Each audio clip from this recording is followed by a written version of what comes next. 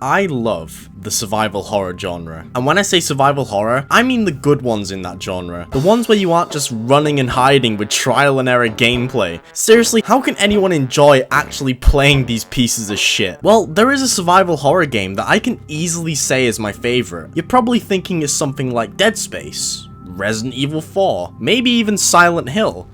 I've never actually played Silent Hill. My favorite survival horror game is The Evil Within.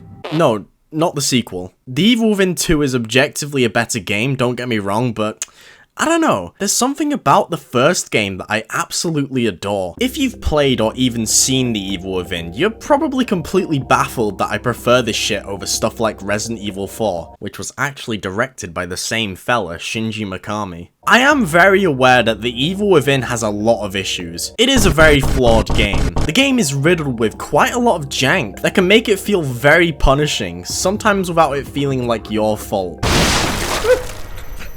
The developers made the baffling choice of making The Evil Within on the id Tech engine. You know, the engine made for shit like Doom, a first-person shooter. No, this doesn't count, shut the fuck up. It's not just the gameplay that has issues. The story of the game is downright confusing, with hardly any direction, and the characters are pretty one-note, with voice actors sounding like they're just fed up with life. It's a fucking nightmare. The game has all of these issues, so you're probably wondering, why do you love this game so much?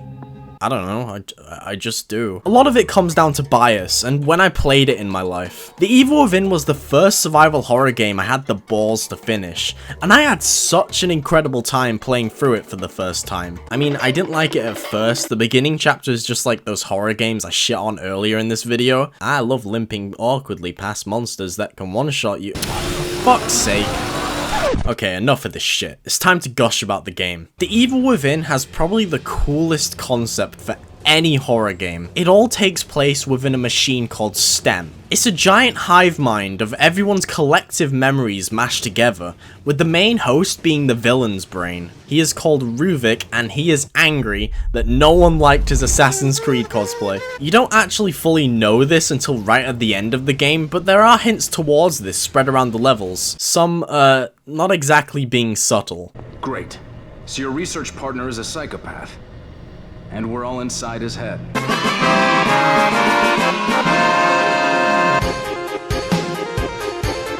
It allows the game to have an extremely cool range of different levels for the player to trudge through, none of them being the same, except for chapter 11 to 14 where it all takes place within different sections of this stupid Crumbling City. This part is kinda boring. It's a fucking nightmare. Each of the places you go to are related to memories of different characters hooked up to STEM. It's cool shit. This was actually one of the issues a lot of critics had, claiming it was just downright confusing and made no sense, but I don't know. I actually personally love this about the game. One of the characters in STEM is this fella called Leslie, who Ruvik is obsessed with. Ruvik wants to use his body to get back into the real world because I think Leslie has the closest connection to the STEM system. I think he was in it previously, or they just tested it on him or something.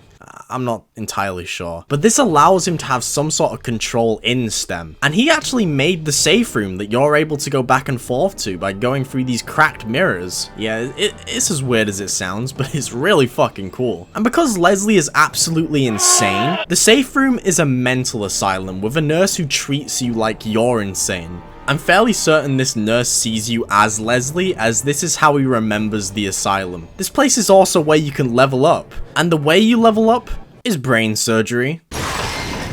It's fucking awesome. You also level up using this lovely green gel that you find in jars.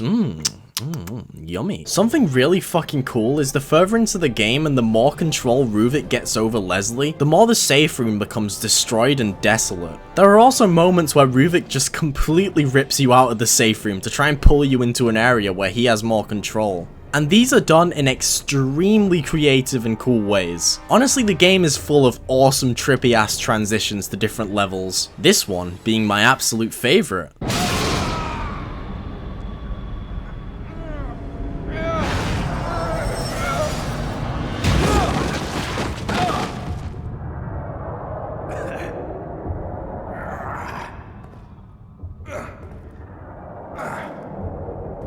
I love this game. Now, I mentioned earlier that the characters are pretty one note and they sound bored all the time. And the main character, Sebastian, is no exception. And I fucking love him for it. Before I talk about his personality, I just want to talk about his general design. I absolutely love how he looks, from his outfit to his rugged beauty. Ooh. His personality is so fucking stupid though. His reactions to the absolutely fucked up shit he experiences is hilarious because of his line delivery. What the fuck? He deserves an award for this line. And the game award goes to... that one guy who voice acts Sebastian in The Evil Within, What the fuck? What the fuck? What the fuck? He is so much better in the second game, he actually shows emotions. Lily is dead! I read the police report! But this blank slated goob Sebastian will always be my favorite. It also adds a layer of cheese to the game, and you know a horror game is good if there's a nice layer of... The horrors that I spoke of earlier that Sebastian has to face are absolutely phenomenal. I'm not even exaggerating here, these abominations are absolutely incredible. All of these fuckers are created from the mind of Ruvik and represent different parts of his life. The main enemies are these mutilated looking farmers covered in shit like barbed wire with glowing eyes. They aren't just farmers though, depending on which environment you're in, they can completely change. Plus, they aren't just your generic zombie enemies though, they wield weapons and even set up traps that can completely fuck you over. Then we have the bosses, and my god, the boss designs. Okay, for starters we have Laura, Ruvik's sister. I don't know why Ruvik sees his sister this way, but I can imagine someone somewhere out there gets off to this design. She's this grudge-like lady with long dark hair who crawls along the floor groaning. She is a fucking powerhouse too.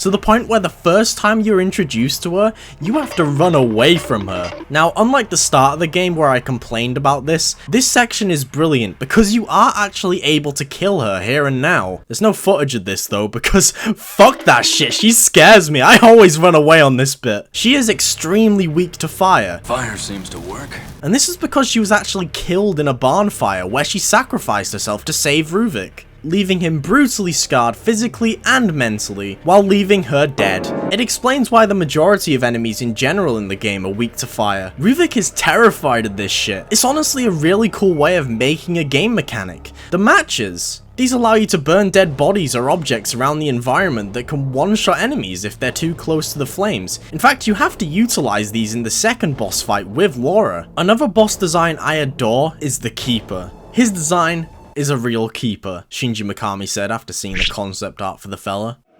Oh come, stop booing, that was good. He's this butcher fella who has a safe on his head and he's supposed to represent Ruvik's secrets that he has locked away in his mind. It's such a cool design that I actually have on a t-shirt. I promise you women talk to me. You cannot kill this guy at all. He's actually immortal. His boss fight has you turning valves to try and get rid of this poison gas slowly killing you, with him stalking you around the arena trying to stop you. The only way you can slow him down is by killing him or using special bolts on your crossbow, which, by the way, is an awesome weapon. These were only 2 of the boss designs that I've gushed about. There are way more enemies and bosses in the game awaiting poor Sebastian that I could talk about.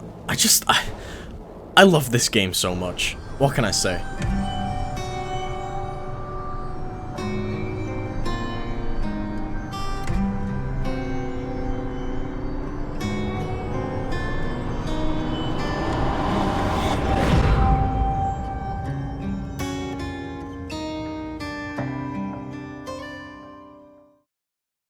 The Evil Within is, and probably always will be, my favourite survival horror game ever made. It's a game I've recommended to so many friends to try and get them to get the same feelings I got from playing the game, but the majority of them did not enjoy it at all. I do understand the hate the game gets. It's far from perfect and it has a lot of issues, but I can easily look past all of that whenever I play through it. Also, this video was just leading up to me saying that I'm making a sequel to my Akumu videos.